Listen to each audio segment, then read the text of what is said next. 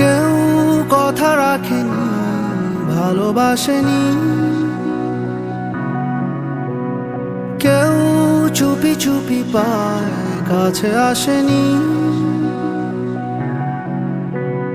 কেউ গোধূলি বেলা দুহাত বাড়িয়ে খুব আদর মেখে আর ডাকেনি, আর ডাকেনি। ঘর ছাড়া বাতাস হয়ে তোমায় ভাষা